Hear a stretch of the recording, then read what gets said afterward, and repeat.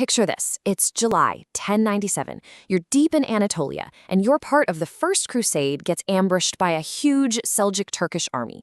I mean, you are surrounded, you're outnumbered, and you are on the very brink of being wiped out. This should have been the end of the story. But it wasn't. This is the story of the Battle of Dorylaeum, and the big question we're going to tackle today is how on earth did the Crusaders pull off one of the most unlikely victories on their entire journey to Jerusalem? So yeah, let's dive right in. All right, so here's how we're going to break this all down. First, we'll look at the ambush itself, total disaster. Then we'll see the gamble, the big mistake that made it all possible. After that, we'll get into the good stuff, the leadership that saved the day, the faith that kept them going, and how the tide finally turned.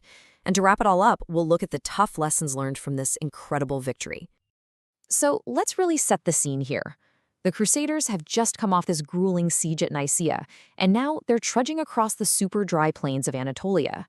The thing is, this army is massive, and that creates a real headache for supplies. So what happens? The front part of the army, the vanguard, gets way too far ahead of the main group. They didn't mean for it to happen, but they're now dangerously separated.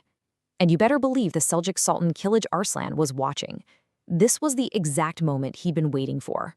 And you don't have to take my word for how terrifying this was. Just listen to this eyewitness account from the Gesta Francorum. This isn't some historian looking back centuries later. No, this is raw, in-the-moment fear. The writer says they were like sheep shut in a pen. I mean, just imagine that feeling. You're not in a battle line, you're just part of a terrified crowd of soldiers and civilians all huddled together, convinced you're about to die. So this brings us right to the heart of it, right?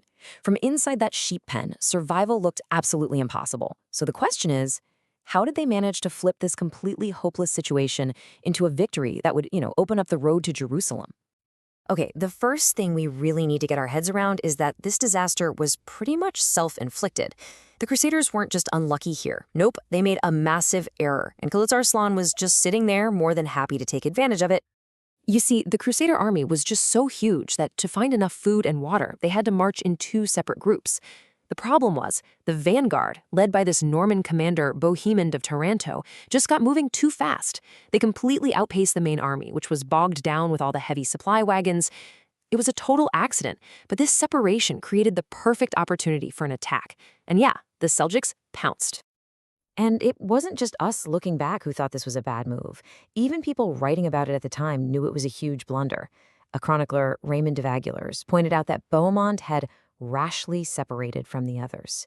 That one word, rashly, tells you everything you need to know. It really points to a major weakness in the Crusades' whole command structure, right?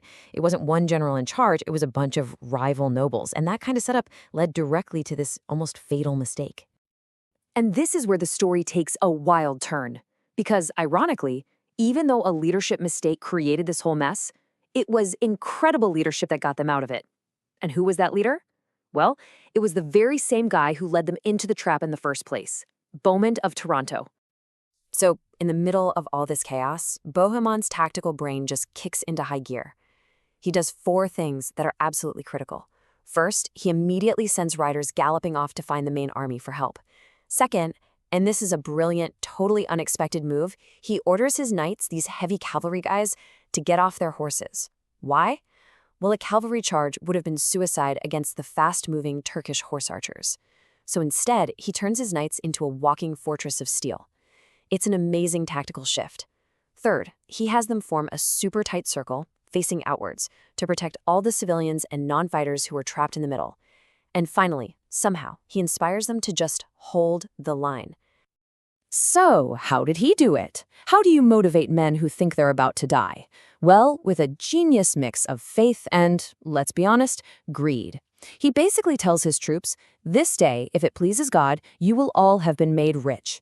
It's perfect. He's saying God is with us, but he's also dangling the promise of loot in front of them. That's some masterful battlefield psychology right there. The historian Thomas Asbridge really nails it. He says that back then, generalship was all about force of personality. And without a guy like Bohemond there with that raw charisma, that line would have broken and run in minutes. This wasn't about some fancy plan on a map. It was about one man's sheer force of will convincing his soldiers to stand and fight when every single instinct was screaming at them to run for their lives. But, leadership, even leadership as good as Bohemond's, wasn't going to be enough on its own. To hold out against that relentless Turkish attack, the Crusaders needed another weapon in their arsenal, and that weapon was faith. And get this, they held that defensive circle for 5 hours. Just let that sink in for a second. 5 agonizing hours, baking under that brutal Anatolian sun, with wave after wave of attacks crashing against them, and a nonstop rain of arrows. This is way beyond just physical strength. It's an unbelievable test of sheer mental and psychological grit. So where did that grit come from? A lot of it came from their intense religious zeal. You have these eyewitness accounts of priests in their white robes walking right through the ranks, leading prayers in the middle of the fighting. Soldiers were confessing their sins to each other, getting ready for what they fully expected would be a martyr's death. That shared belief that God was on their side, that their fight was righteous, that was the glue. It's what held that circle together when by all rights it should have completely shattered.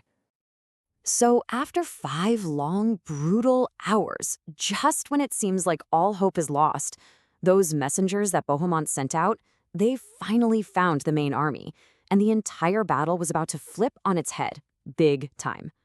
So this timeline really lays out the whole dramatic arc of the day. It starts in the early morning with that surprise ambush. Through mid-morning, it's just a desperate fight to survive inside that defensive circle. But then, around noon, can you imagine? They look up and on the horizon they see the banners of the main Crusader army. And by the afternoon, the entire situation has reversed. It's no longer about survival, it's about launching a massive, devastating counterattack. I mean, the difference is just night and day, right? On one side you have Bohemond's group, surrounded, exhausted, on the defensive, and taking heavy casualties. Then, on the other side, you have the arrival of this massive relief force. And they don't just show up to help out. No. The commander of the main army, Godfrey of Bouillon, launches a crushing, heavy cavalry charge straight into the side of the Seljuk army. It completely shatters their attack and flips the entire momentum of the battle. So you might be asking, why didn't the Seljuks just finish them off before help could arrive? And that brings us to our final key factor, a huge miscalculation by their enemy. You see, the Sultan, Kilij Arslan, had fought Crusaders before, but he'd fought the People's Crusade, which was basically a disorganized, poorly armed mob that he'd crushed easily. He just assumed this army was more of the same. He totally underestimated their heavy armor, their military discipline, and the quality of their leadership. And that overconfidence was his downfall. He thought he could just wear them down slowly, and that gave them just enough time. All right, so we've looked at all the different pieces of the puzzle. Let's pull it all together now and really analyze what this unbelievable victory can teach us. This table really helps break it down. First up, you've got Christian leadership. It was a real double-edged sword, wasn't it? Their mistake in getting separated created the whole crisis, but Bohemond's genius under fire was absolutely crucial to just surviving. Then there's religious zeal. That was the fuel in the tank, for sure. It's what gave them the will to endure for 5 hours. But faith by itself wasn't going to win the battle. And finally, the Muslim strategy. Kilij Arslan's underestimation of his enemy was a fatal mistake, and it gave the Crusaders the opening they desperately needed. But it's important to remember, this was one leader's tactical failure, not a sign that the Seljuks were weak in general.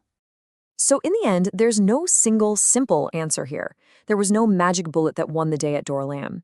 It was really a perfect storm of things going right for the Crusaders and wrong for the Seljuks. You had Bohemond's brilliant tactics under pressure, the incredible endurance of his soldiers fueled by their faith, the cavalry arriving just in the nick of time, and that fatal overconfidence from their enemy. Everything just came together at that one critical moment. Which really leaves us with one final question to think about. Was the victory at Dorylaeum a miracle, a stroke of tactical genius, or just a really, really fortunate mistake? The Crusaders, for their part, absolutely saw it as a miracle from God. But was it divine intervention?